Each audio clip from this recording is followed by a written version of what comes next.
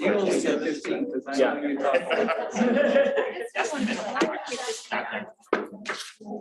Well, do I have my paper for what I need for my report?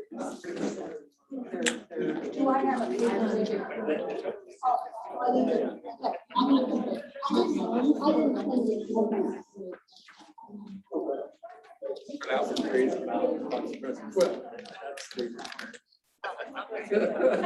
Yes, I did. And I was thinking you were okay with it, and I go back and like just.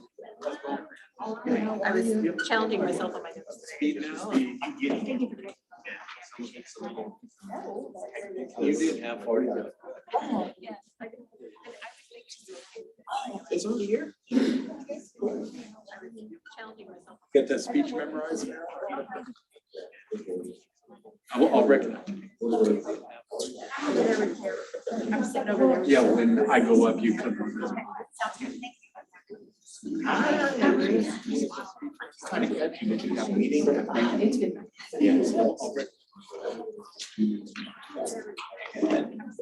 Yeah, when I go up, you come. Not gonna wait. Okay. Well, that's what I heard.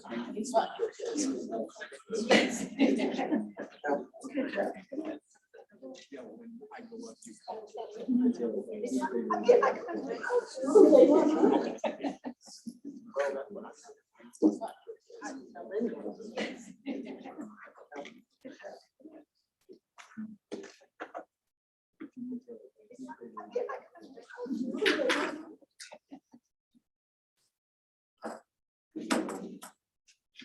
It's getting close, guys. It's getting close. It is getting really close. The countdown is on.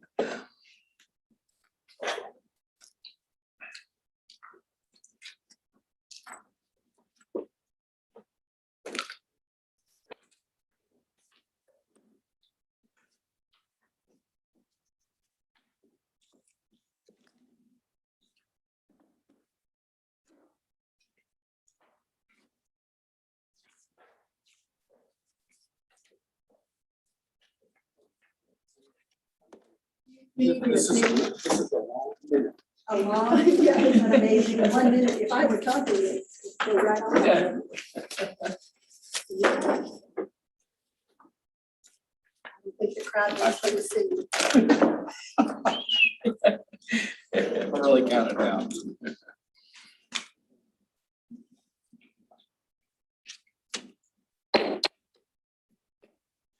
It's 4 o'clock and I'd like to call this meeting to order. Welcome to our board meeting for State Fair Community College. You have in front of you an approval for the agenda and I need a motion and a second. I make that motion. You go ahead. No, Patty. All those in favor say aye. Aye. Any opposed? Jolynn, do we have any citizens' comments? No, we don't. Thank you. None? Okay, thank you. And at this time, we have some new employees that we're going to introduce. And Yeah. Dr. Anderson, do you want to move in that direction? Absolutely. I will pass it off to our Dean of Student Services, Daniel Uggs. And Daniel's going to make an introduction and then we've got another one. So Good afternoon, board. Thank you, Dr. Anderson. We did have a new hire in a navigator position. I would like to introduce you to Donde Ramirez. I'll let Donde kind of introduce himself a little bit about his background, but he's not new to State Fair Community College. Donde, go ahead. So I'm Dondi. I prefer Dondi or your highness, but Dondi will work for now. I've been teaching here since 2014. I graduated in 2012. And I've worked as student success, as student success ambassador. I worked in the program as the orientation coordinator. And then I came back and taught as an adjunct.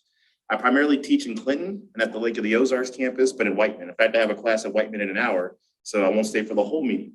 But I got a chance to do the navigator position, so I'm looking forward to working with all our students. Thanks. Thank you. I like to add real quick for Dondi. I grew up with Dondi, so the committee, you did a great job. Congratulations, Dondi. One of my best friends. That's right. I'm going to turn over to Jennifer to introduce her new employee as well. This is Christy Mitchell. She is our new associate registrar, and I'll let her give you a little bit on her background. Hello, Like Dondi, I'm not really new to State Fair. I'm an alumni from here, but I won't mention how long ago. I went on and got my bachelor's and my master's, and I've been trying to kind of figure out where I belong, and I feel like I'm kind of back home now. So I appreciate the introduction. I will not stay for the whole meeting either because we're getting ready to go up against registration. So Jennifer has a whole lot of things to teach me. So I'm going to go back and try to get smart. Thank you. Welcome, and we won't be offended if you all leave early. Feel free to move on. Okay. Thank you. Next on the agenda are the minutes of the September 23rd meeting. And hopefully you've had a chance to review those, and we need a motion and a second to approve those. A motion we move. I'll second. Okay. All those in favor say aye. Aye. Any opposed? Okay. Mr. Acuff, are you like to present a warrant?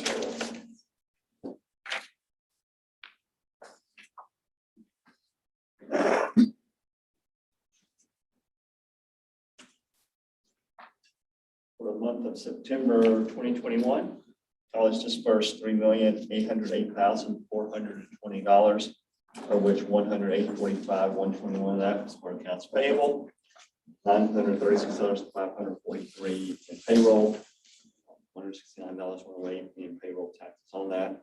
We had financial aid refunds undistributed of $829,364. Utilities of $23.87. Credit card processing fees of $581 and $16 ACH. What you will notice, there were no Olin Howard Workforce Innovation Center payments during the month of September, but there were 2 made in early October. So you'll catch up with that one got really just to the beginning of October for that disbursement. So our disbursements for the month. Okay. Keith has given us the information on the warrant. We need a motion and a second. Make the motion. Here a second. I'll second. Okay. All those in favor say aye. Aye. Any opposed? Okay, concerning the upcoming trustee election, Dr. Anderson, do you want to Yeah. make a comment? Actually, I'm sure Nick could also speak to this, but the election period for filing has been shortened for the April election. And so generally we would wait and set this in November, but we thought it would be a good idea to get it set now, get it out and advertised. The filing dates will begin on December 7th, and then we'll continue through December 21st. We're asking you to set these dates from 8 a.m. to 5 p.m. in the president's office.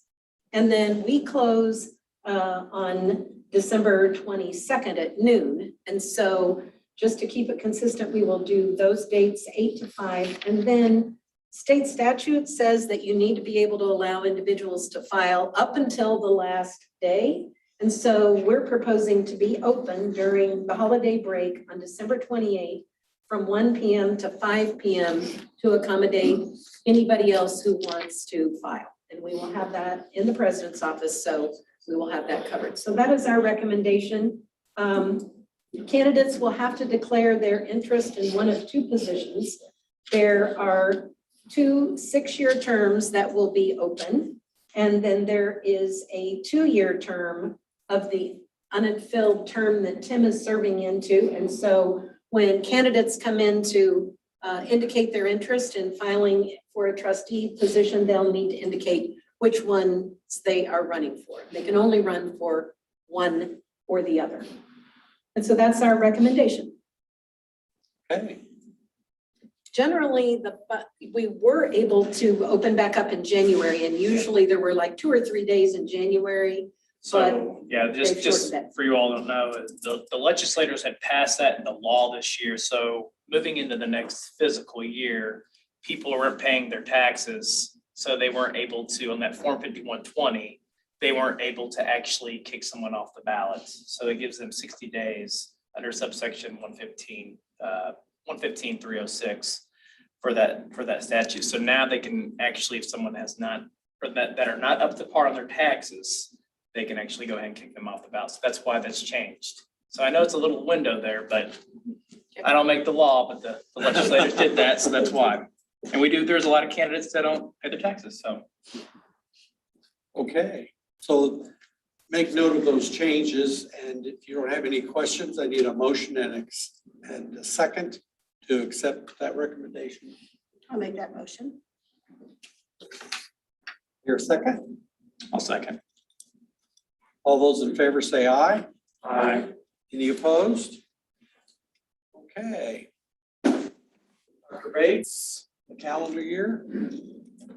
Very much. We're going to refer to tab 14, but I'm going to introduce Kara Barthagen, the division chair. Kara led the team, did all the work, so she deserves all the credit for the developing the academic calendar for fall 22 to fall 20, or September 24. Tab 8. Tab 8. Tab 8. It's tab 14 in mine, but must be different. So tab 8. Thank you. All right. So we do this every 2 years to align with the catalog, which comes out in fall of 22. Sure. Thank you. Thanks for your work. Thank you. And it really was a lot of work. It's a diverse team that has a diverse set of ideas and attitude. And Kara showed great leadership. Thank you very much. Thank you for having me today. Again, my name is Kara Barthagen, and I was put in charge of the Academic Calendar Committee. Those members included representatives from the academics, athletics, business office, campus store, extended campuses, financial aid, registrar, human resources, and student services. So we had lots of grounds covered. The purpose was to recommend an academic calendar to you that would take effect fall of 2022 through 2024. That's hard to say. I have a graduate this May in 22, so those numbers are just scary. Anyway, we have made the following recommendations that I'd like to present to you today. For the fall of 2022, we would like to remove the career day from the calendar. And originally this was developed for seniors to come on campus, but we found that the sophomores who have been coming and dual credit were the ones that we were hitting more. But we're recommending to take away the calendar or the career day from the calendar and replace it with the observation of Veterans Day. When we had the career day, it was a day when we closed down the campus for the students to come on, and we'd like to replace that with the observation of Veterans Day. So you should see that represented in the calendar that you have in front of you for the fall 2022. Does anybody have any questions about recommendations for the fall?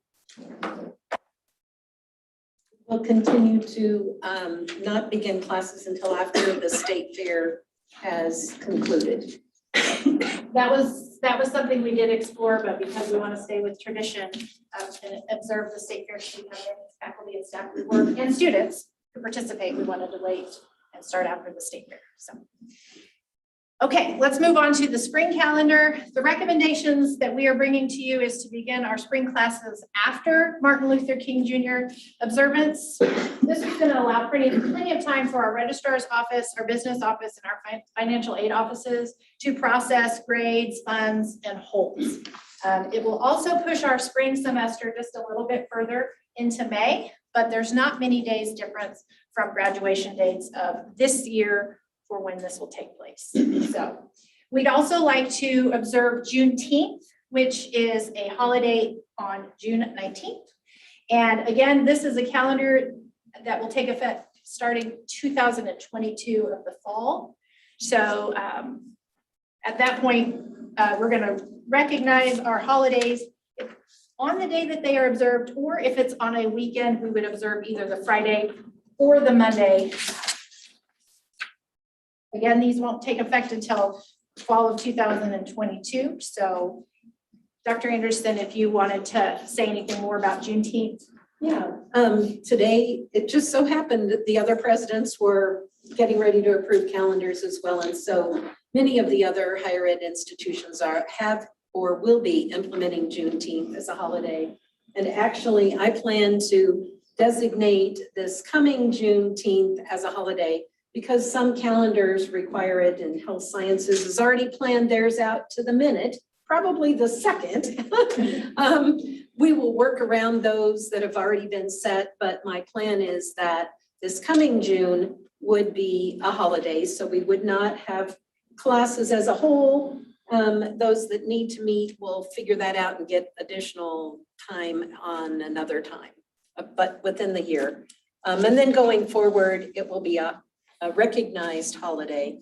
So the college as a whole will observe it coming this June 19th. And this summer, it's on a Sunday, so we would observe it on On Monday. Do I have any questions about the spring recommendations? Again, thank you very much for allowing me this opportunity to present the calendar. to Yeah, I was you. just gonna recognize Terry. Yeah. Great job. Okay. And so it's our recommendation to accept the calendar for as proposed. Thank you. Thank you, Karen.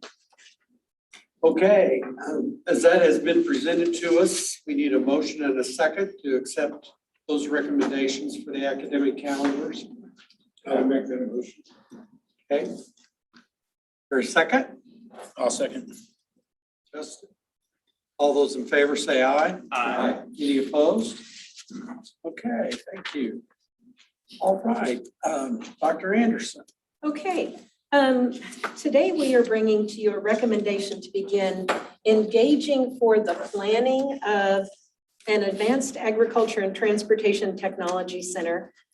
We've let you know that the Department of Higher Education and Workforce Development asked us to submit one big project that funding, if things can be worked out, that they would support with 50% of the funding, and the college would have a 50% match into that project. And so this was a very short timeline. We talked with folks, and then we've talked with you since about the Center for Advanced Ag and Transportation Technology to move that forward to a point where we could say to the Department of Higher Ed that we have a plan that can meet the requirements of what they're seeking, that it could either be utilize ARPA money, or the governor is looking at also finding just general revenue resources for all of the projects.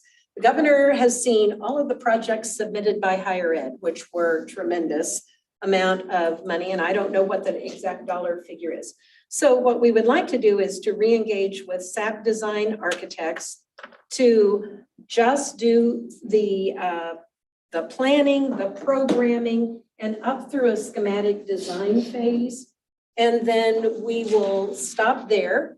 And then if we find that we get approved for this project through the state, would be able at that point in time to take it further. And so that is what we're asking. It would be an amount up to $120,000 for that planning, but obviously we would pay as we use their services. We've already done a lot of planning with SAP on this project. They were engaged when we planned the Building Strong Futures, and actually it was exactly 4 years ago that the board went through a whole process of soliciting requests for qualifications.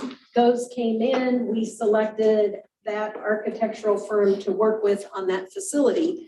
And then since then, they've been engaged with us as we took parts of that facility for the Olin Howard Workforce Innovation Center. This is another chunk of that original facility to be further planned for this project. When we submitted the project to the department, we submitted it as a $10 million facility with $5 million coming from the state and $5 million from State Fair Community College. You know, when we get the design done, we'll have to see what that entails.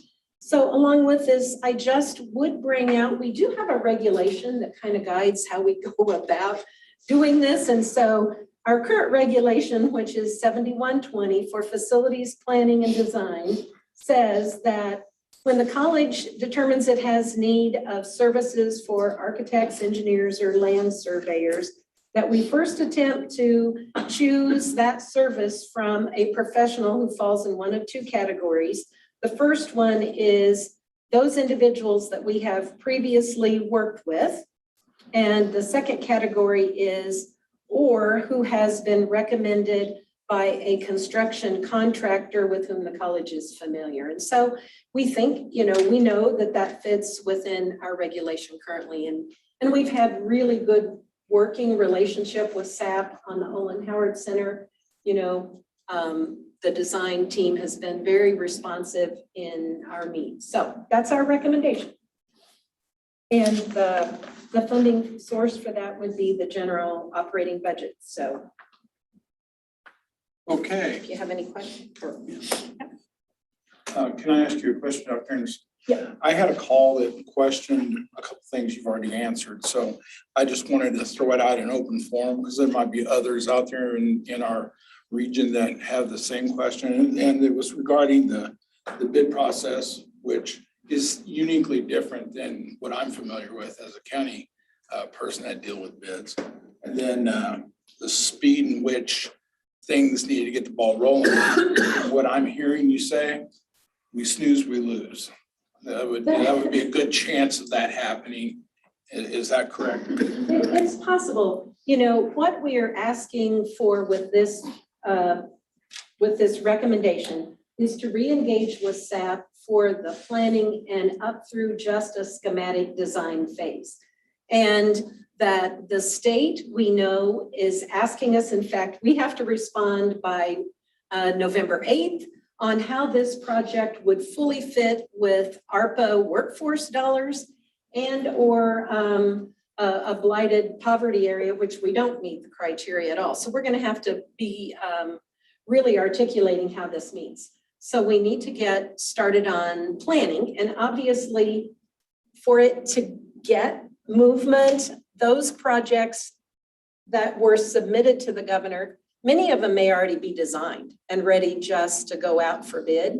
Some may be already partly constructed and they've just resubmitted those projects. I know that's the case in some cases. And so, yes, it's important that we understand fully what this facility will include for the programming pieces, because that's what we have to articulate back as to how we meet the funding match criteria.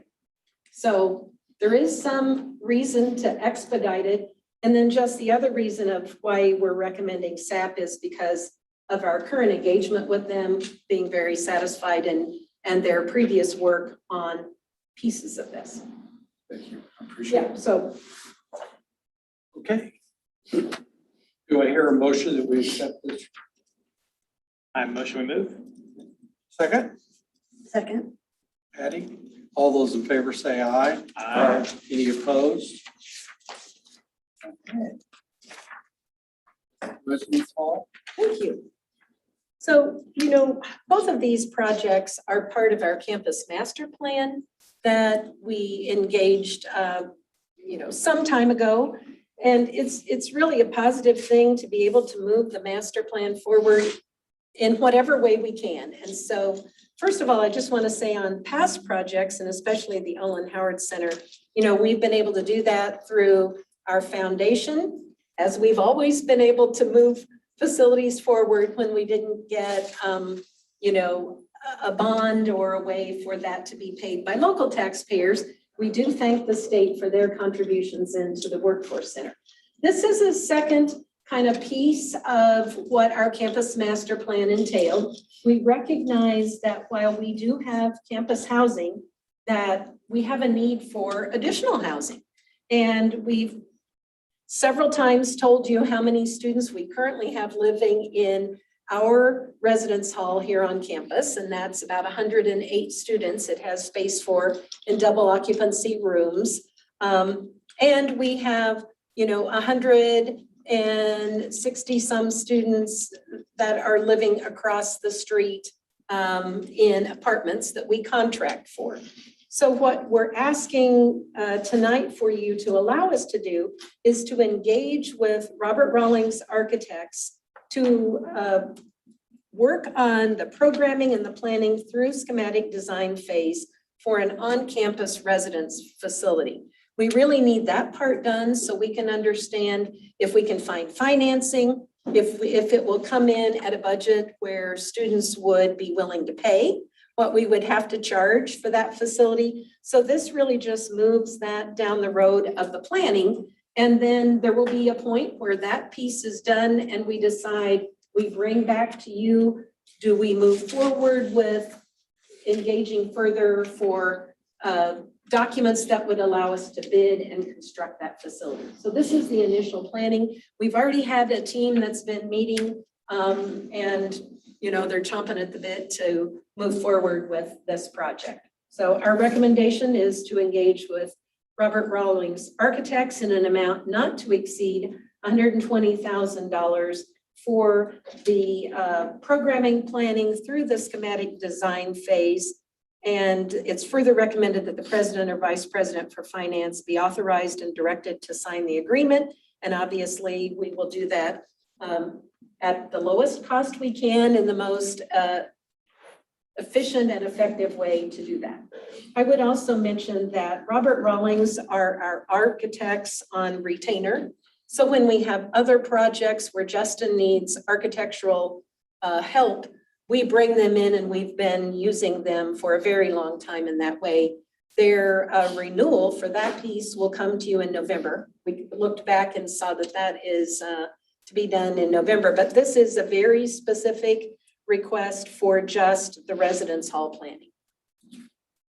And that's our recommendation. Okay. And that follows along with, we discussed the need for moving for student housing, and this will move us a little bit closer to find out if that's something that the college ultimately wants to do. So I need a motion and a second for that. Or do you have a question? Yeah. Okay. I would think as we design, if we request that they say like a 60, 90, 120 type options to look at are so that we. On size, is that what you're Yeah. talking about? 60 students, 90, 120? See, whatever We're kind of number. looking a little bigger than that. Whatever number, Yeah.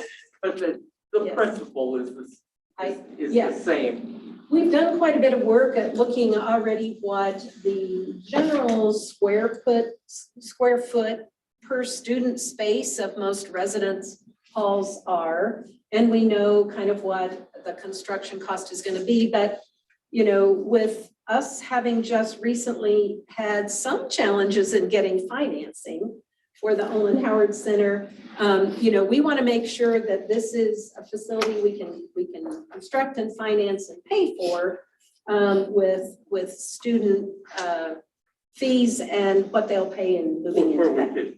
Where we could look at the possibility of having a revenue bond instead of a general obligation bond. That's possible. That's possible too. Any other questions? Yeah, can you speak a little more around, I know we're pulling this out of general operating budget and I just, a few meetings ago, we really were concerned about budget and now we got 2 line items here for the, you can do the math on. can you talk a little more about the budget of spending these for these 2 items? Yeah, absolutely. So, we have talked about where we are with the budget. We did build in a bigger than we've ever done in previous years, a contingency. And because we're able to recoup lost revenue, we're going to be okay in this year's budget of being able to use the American Recovery Plan monies to recover that enrollment loss.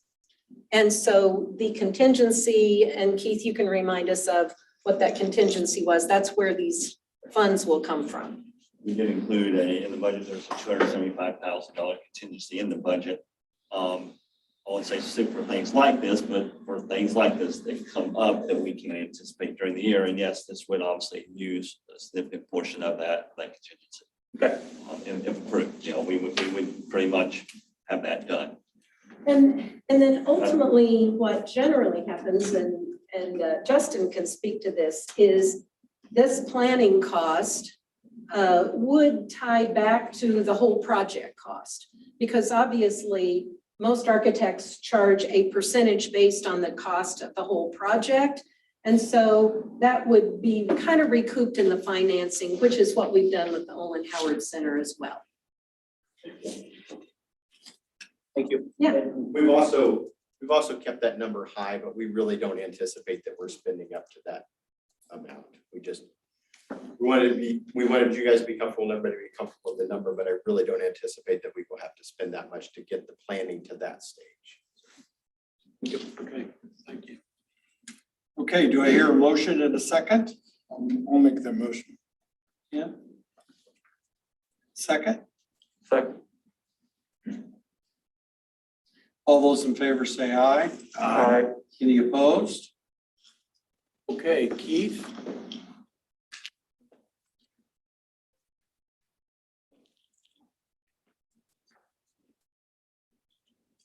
For items 11, 12, and 13, get to talk about the things we can be doing to, with State Fair Community College right now to enhance our learning experience for a couple of programs and some long overdue improvements to our multipurpose center in basketball in general. So I'm gonna have three folks come up here and talk to you about what we're doing, why we're doing it, what these various purchases are being used for, and then we can talk through the approval of those. First one, item 11, is our portable programmable logic controllers for our industrial engineering maintenance program. I'm going to have Dean Rawl come up and talk to you a little bit about what these do, what we need them for, how they're used, how it promotes our workforce development in greater detail, so you have a feel for what's going on with these. Thank you, Keith. Good afternoon. Some of you may have seen the term PLC in the educational environment. That might mean a couple of things. We have our professional learning communities, right? So that sometimes causes confusion, but programmable logic controllers. And they control all the operations. They tell motors when to come on, when to go off, ovens to start, ovens to stop, that sort of thing in industry. And there's two types that are predominant. Allen Bradley, probably the most widely used PLC in industry. And it's more of a basic PLC. It has fewer features and functions, but it's more cost effective. And that's probably the most widely used in industry. However, there's also Siemens PLCs. They're a little more expensive. People don't tend to opt for them unless they're doing more complicated processes. So one of our newest industries in town, Nucor, uses Siemens PLCs. So we want to use some of the enhancement grant funds to purchase. This will supplement our current PLC instruction. We'll also have that option of students learning Siemens PLCs, and it makes our institution more attractive to some aerospace and medical industries. Siemens is really huge in both of those industries. So it broadens that appeal for students that want to go to work in, say, St. Louis or Kansas City. So we respectfully request approval for this equipment. Any questions for Dean Rawl before he steps down? And as you can see, the amount's $44,496. And it shows the funding sources for that dollar amount for those 4 units. Do I hear a motion in a second? I'll make the motion. Patty, Justin, say. I'll do second, Patty. All those in favor say aye. Aye. Any opposed? Okay. Next item. Cisco lab equipment. The next item, item 12, Cisco lab equipment. This is also be using our enhancement grant, 75% of enhancement grant, 25% of funding to bring on some, similar type situations for our network technology. And then Andy Hughes talked about what these do, but also training for these folks in network programming. Andy, why don't you tell Thank you. So I'm Andy Hoos. I'm the programming coordinator for the networking computer administration degree here at State Fair. So the equipment that we're going to purchase here with this grant money is Cisco lab gear. Basically, it allows the students to have their own equipment to use in the classroom. But we're also going to we have an environment that allows us to virtualize and give students a real life look from anywhere through a virtual environment. So we'll also be replacing and actually adding the ability to give more students access to do that, whether they're here on campus, whether they're at home or halfway across the world. I think it's about $38,000 worth of equipment. Most of the equipment, I've been here for about 10 years. Most of the equipment we purchased right after I got here. About half of that equipment we're still able to use because the models that they're using in the classroom are still the same for educational purposes. But probably a year ago, Cisco changed a lot of their curriculum and upgraded some of the gear that's being used. And so to give the students a better, more realistic environment, that's what we're looking to do. So. Anyone have any questions? I have a question. Yes. On the first one, on agenda item 11, it's easy. Someone received one bid, but you received more on this one. Yes. What was their difference? What was the big difference between the low bid versus the two that were higher? So we're using Vibrant Technologies, which is who we purchased in the past. What they do is they take equipment off lease and things like that from large industries and repurpose it back out into the real world. So it's called gray market. So by doing that, they're able to save a lot of money for us. The other two bids we got were 3 times more than this particular bid.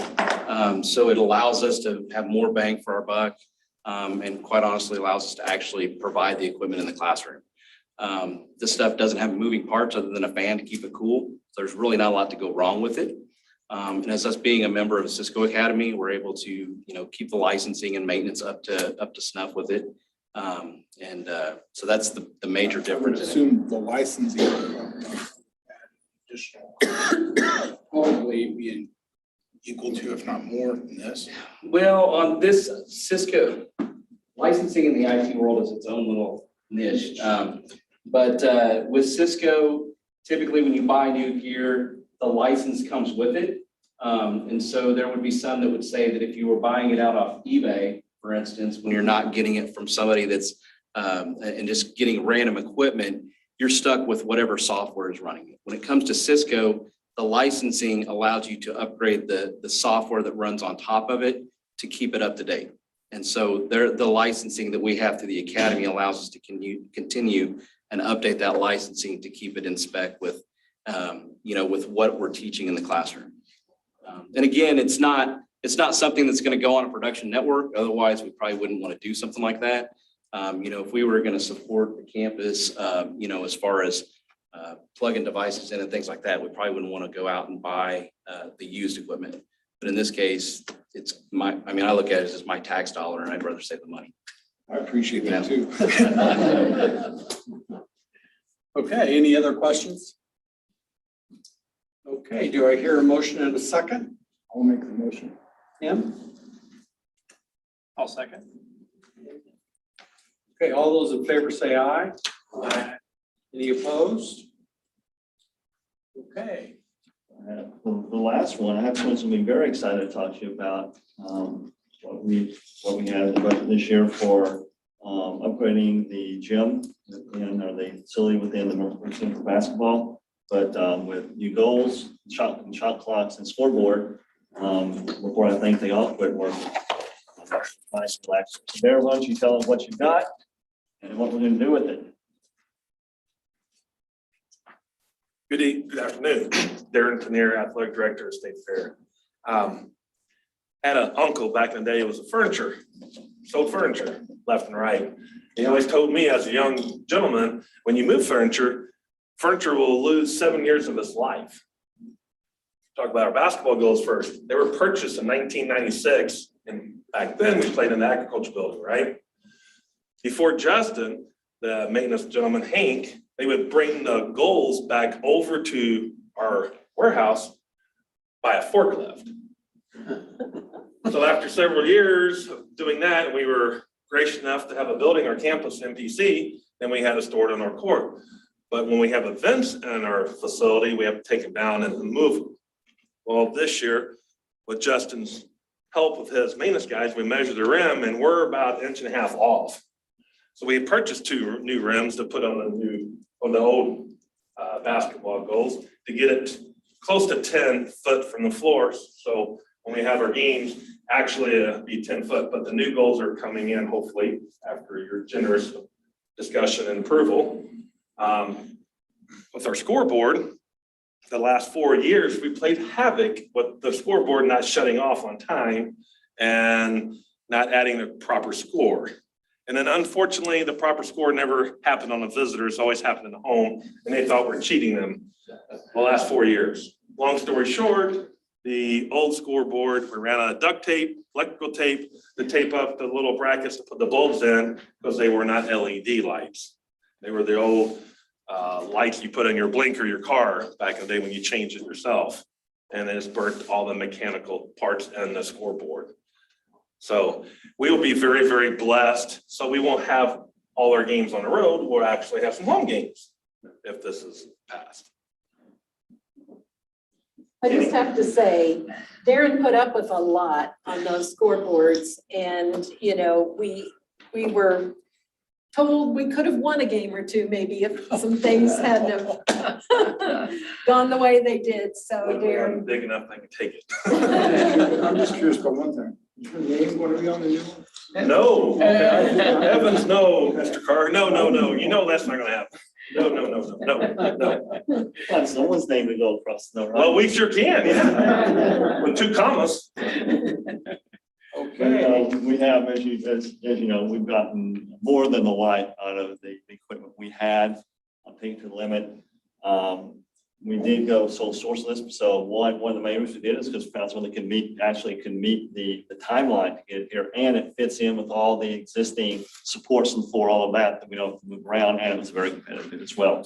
So we're asking you to approve for the athletic program the purchase of 590404 for the components that you see here. Okay, it sounds like these guys are recommending this, so. Well, I ran the clock for a high school program, and we had a short circuit in the scoreboard, and it was not pleasant to be the timekeeper. You didn't throw tomatoes with at you or a anything. clock that didn't work. Okay, do I hear a motion in a second? I motion we. Oh, sorry. You go ahead, Tim. Okay. I'll second. Okay, all those in favor say aye. Aye. Any opposed? Okay. Thank you.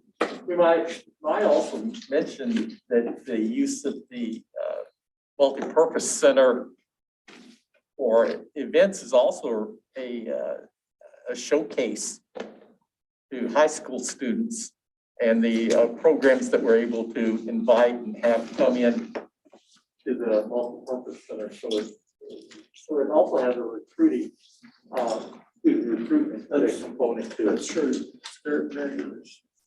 Okay, item number 14 is something we've discussed and thought about for quite a while, and Trustee Emeritus designation.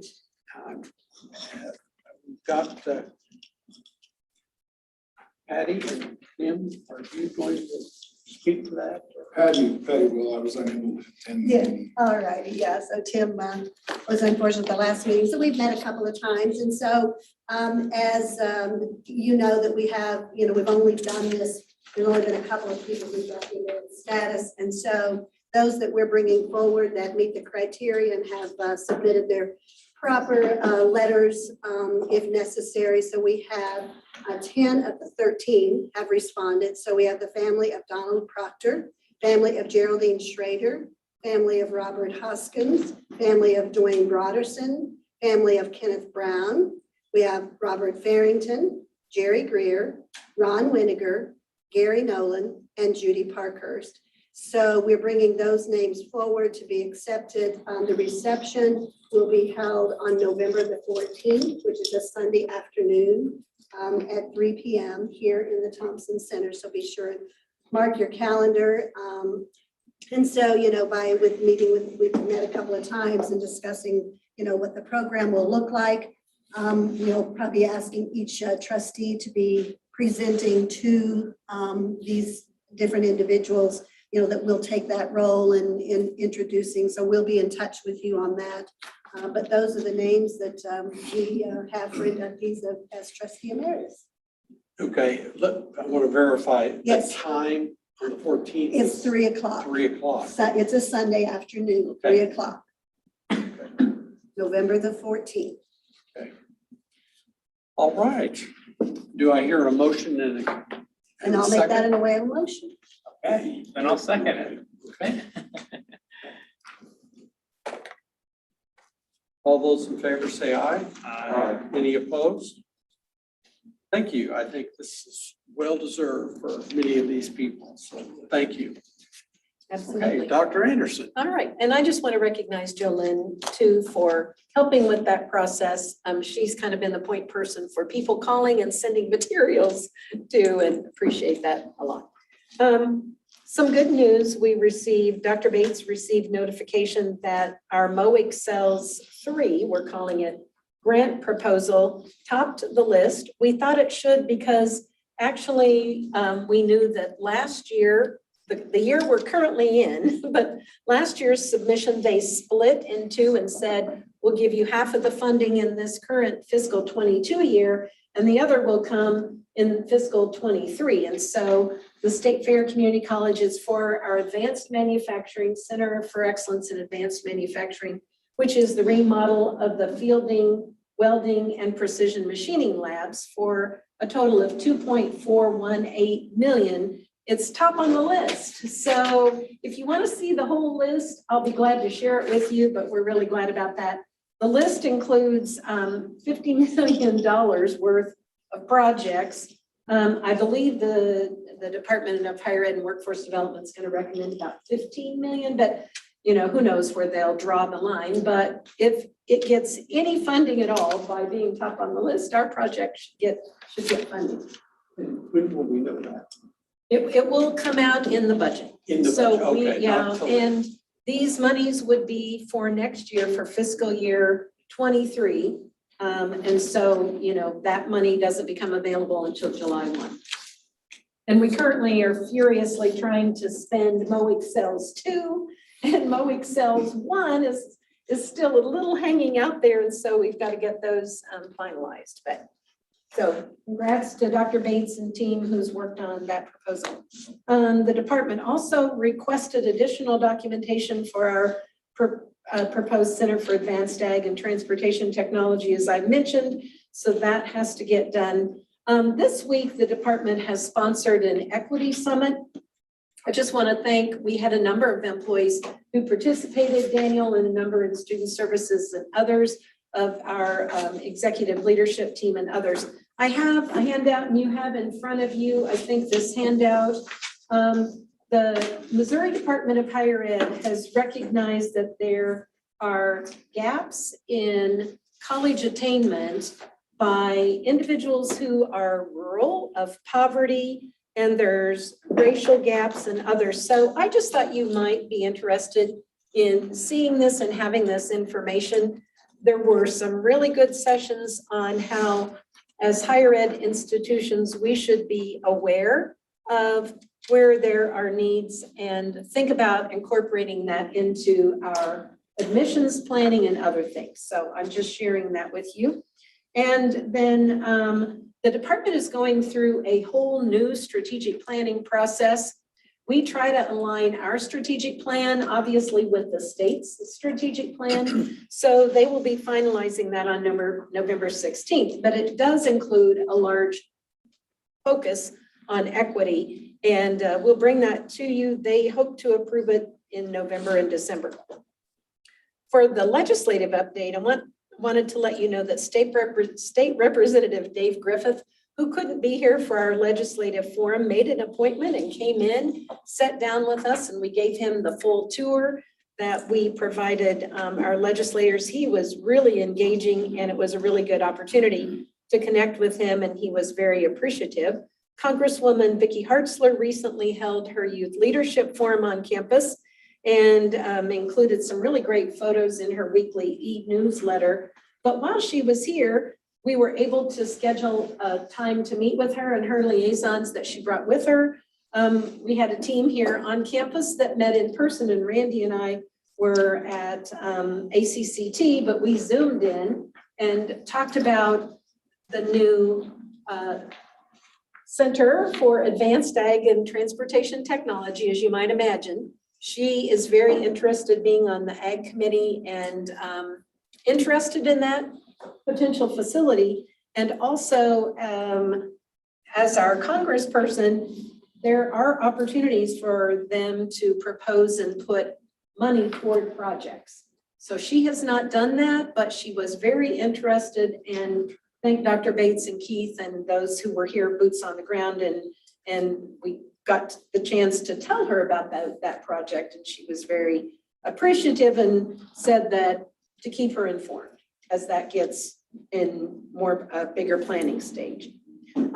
Just wanted you to know we continue to have regular meetings, and we will have one tomorrow on the campus dining, campus store, expansion relocations, so that we can feed the additional students in a better way in the future as we think about adding residence capacity. And then just a number of good news. I want to recognize a number of folks. The first one is Lynn and John Farrell. They put on another great classic country jamboree through the Genuine Country Music Association a couple of weeks ago at the Lodge. We are a benefactor of that for our Lake campus. Our students get those scholarship dollars, and they're well over 100,000 now, and we don't know what this year's donation is going to be, but really are grateful to them for that.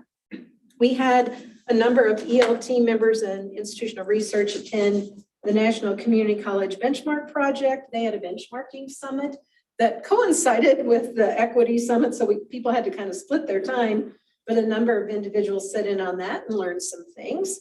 The Speech and Theater Association of Missouri recently held their annual conference at Lake of the Ozarks, and Ryan Mahana and Tim Wells attended and put forth our theater program to those high school teachers and counselors as part of our recruitment efforts for those programs. They were there. April Young, who is in our radiologic technology program, she presented a virtual presentation called, and this sounds really cool, "A Spoonful of Sugar Helps the Radiation Go Down." And it was to the Texas Society of Radiologic Technologists. And so just want to thank her for doing that special program.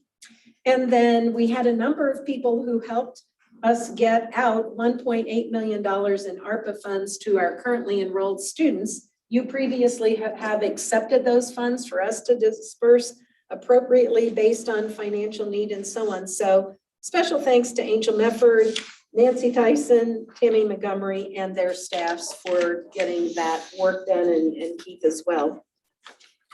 A few others, Dr. Andrea Ferguson was complimented recently on her MCCA presentation called Compassion Fatigue. And so she talked about how healthcare workers everywhere are tired, overwhelmed, frustrated, morale is low, and industry leaders are losing good employees. So I know that was a very much appreciated webinar. I think, well, she has agreed to be the speaker at the Wear Red event that's being sponsored here in Sedalia in February. And so she will be doing that. And also kudos to our whole dental hygiene program. They have been recognized as ranking in the top 10% of all dental hygiene programs in the country. So great compliments to all of them. We had some wonderful fall vocal and instrumental music concerts. Unfortunately, Randy and I couldn't be there because we were out of town, but Dr. Chris Kendall and all those involved need a show of our appreciation. And then it's always kind of nice to know that our faculty and staff are engaged besides just here at State Fair Community College. So Ryan Mahana was the lead in the Columbia Entertainment Company's production of Arsenic and Old Lace. And Ryan took his State Fair theater class to the production to meet the cast and the production team. So just thought that was deserved kudos. And then finally, the Finance and Administration Office has completed its audit. This happens every year, but it's a tremendous amount of work, involves folks from across the institution. So big thanks to Diane, Keith, and that whole team, and the preliminary feedback looks positive. That's my report. Sounds like a lot of good information, and thank you for. And one last passing it thing, on. while Darren is here, we do have, we are going to have in-person games. And the first, one that you might really want to make note of is the Veterans and Active Military Appreciation Night on November 9th. There's a women's and a men's game. And so you have this poster as well in here. And we hope you can come. And Darren, we're looking forward. We have a very, very active booster club. And if any of you want to volunteer to help with the concession stand, I'm sure they would take your help. Is there a possibility of getting some more of these flyers? Yes, absolutely. I have an opportunity to distribute, get some distributed. Just tell us how many and we'll get Okay. them for you. Yes, absolutely. And also, if we have any board members that are military and would be willing to participate in the halftime introductions, we'd love for you to be part of the program. So you can contact me if you're interested. And then just, in your packet, you have upcoming dates. So I would just encourage you to look at those opportunities. Okay, thank you. All right, Keith, do you want to give a financial report at this time?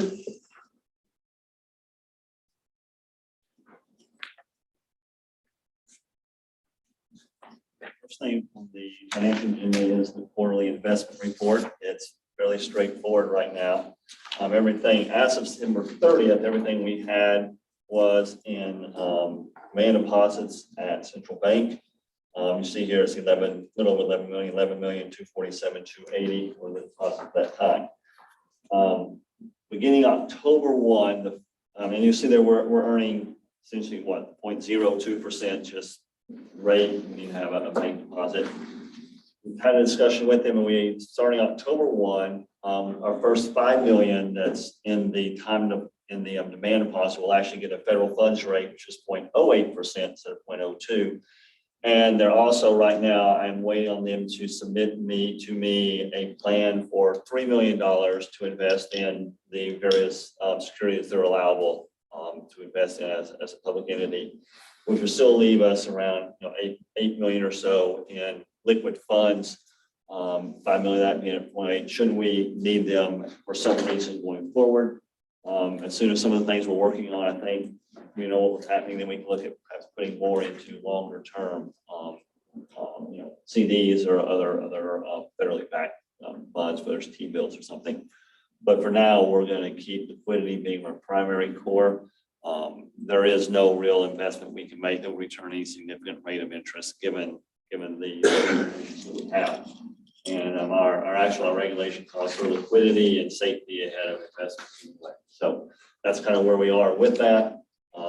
But you see the amount of our funds at least, and then also that's 100% backed by collateral pledged by the bank, which we have that in here as well. So that's the robust investment report. Okay.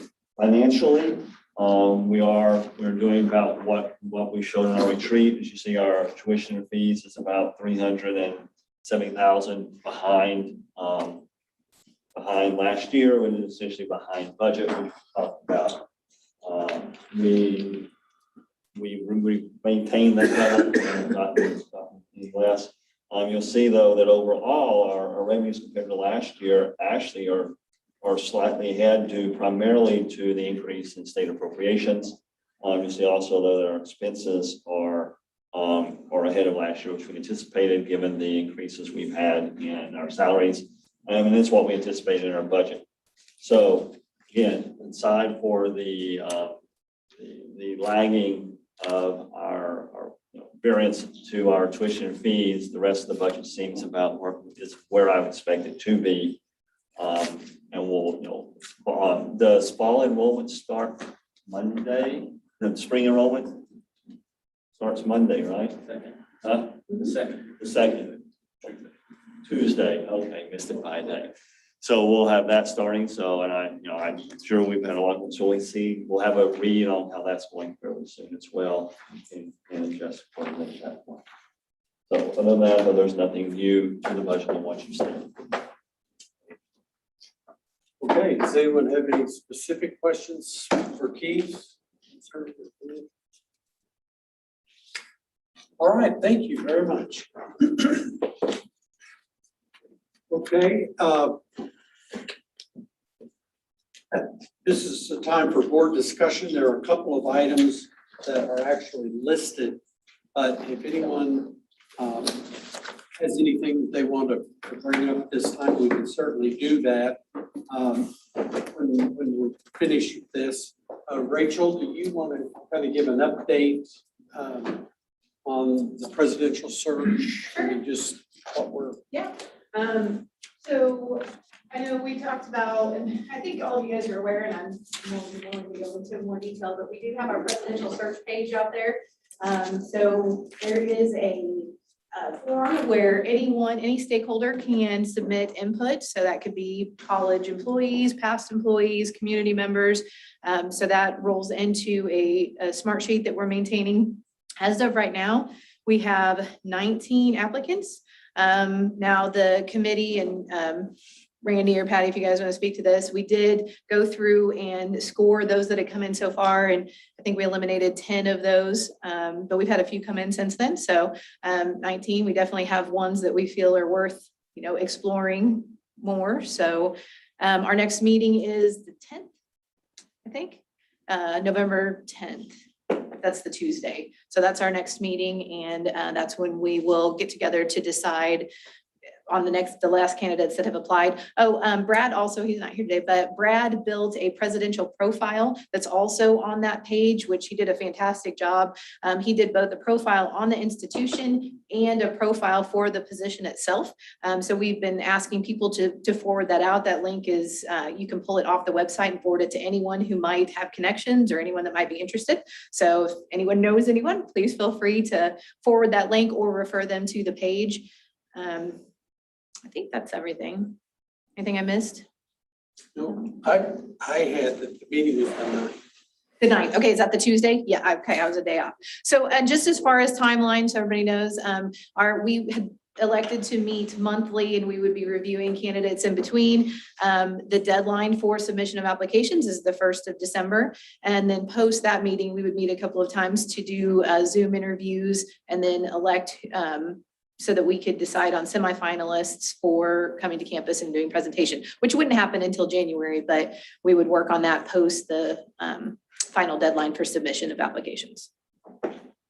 Questions? Mm-hmm. And Patty? Yes.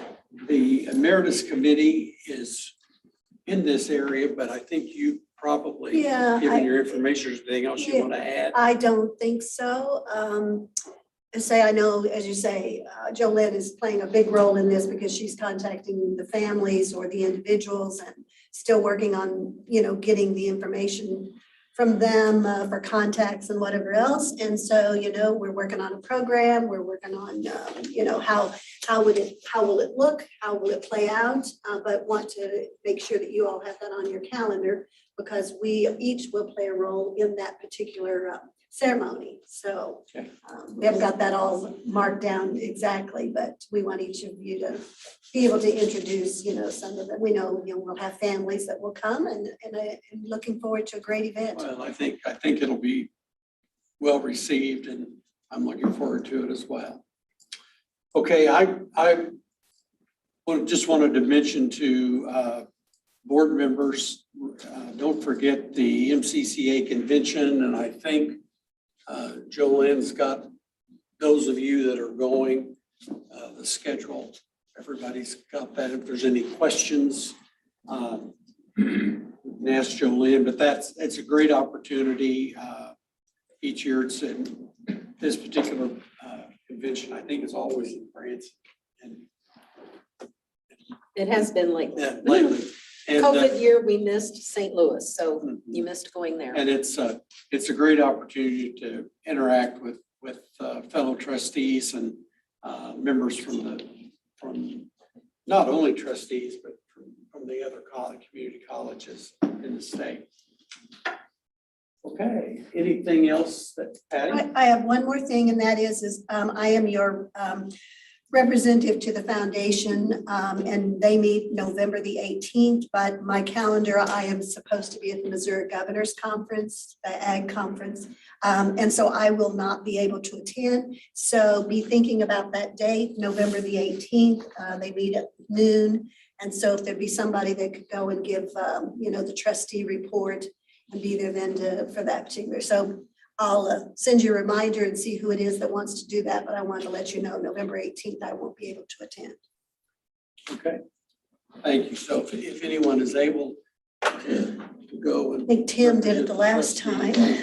I think you all did that via Zoom. Well, yeah, that's back when we were doing But thi- everything through Zoom. I was at the lake. You'll be here, Mary, saying it will be in person, so. Okay. So check your calendars and I'll be touching base to find out who wants to go. Okay. Maybe you might mention the reception that was held for Judge Cooksey at ACC. Oh, yes. Dr. Anderson and myself were able to go to the ACCT convention, and it was a great opportunity, as many of these conventions or meetings that we have either within state or in the country. It's always a great opportunity to meet and talk with other people, other trustees. It's a great learning experience. Some people might think that it's just fun, which it is, but it really is a great opportunity to learn. And I always feel like that we come away knowing new ideas and that type of thing. But one thing that I specifically would like to mention, as Dr. Anderson has said, for the next year, Judge Jim Cooksey, who is a trustee at Moberly Area Community College, will be serving as the president of the ACCT group. And for a member from Missouri here in the Midwest, that's quite unusual. And if any of you have an opportunity to send him a note or say anything just to show your support, we're State Fair is good friends with Dr. Lashley and his group, and we always have it's a great opportunity to meet. But really, Jim Cooksey has taken on that role, and it's a lot of work. He's still a working judge every day. I keep asking him, well, why don't you retire? And he's still at it. But it is a great opportunity to recognize a Missouri person. And like I said, if you have an opportunity, you might mention that. And one other thing I'll just say about the convention, workforce and workforce development, and that was like it is here in Missouri. That is the key word, I think, throughout the country. And it's many of us are very proud of the institutions we have, and there's just unbelievable amount of movement in providing training and certificates and graduation sources for workforce people in what maybe used to just be called technical areas.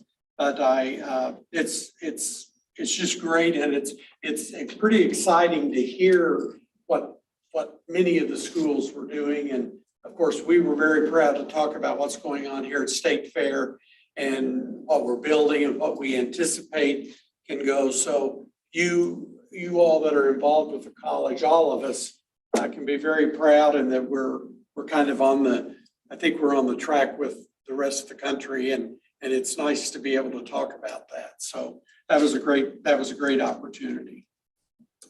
At this particular time, we need to go into closed session for employees, I think is the only thing we're going to be doing. So we'll need a motion and a second and a roll call vote, and we'll go into room 148 just for a short period. I motion move. I'll second. Randy, Yes. Tim, Yes. Justin, Yes. Nick, Yes. Richard? Patty? Yes.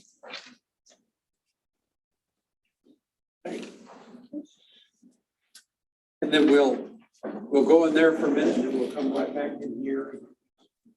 Adjourn.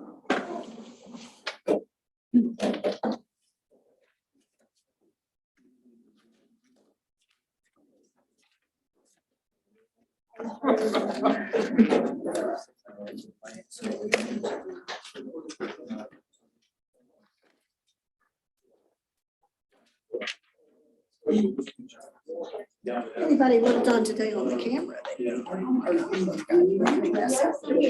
Are you Democrat? They think something.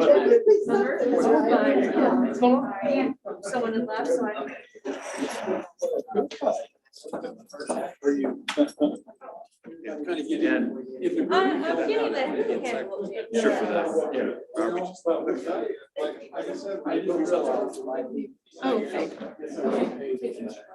Introduce you, or let you introduce yourself. Way understood. Well, they were all jumping at this. Yeah. Dr. Bates, I'm sorry. Sure. Right. Of all the ones that got most. I thought, well, I can't make sense of 14, but that's what it says. So we'll get her on there.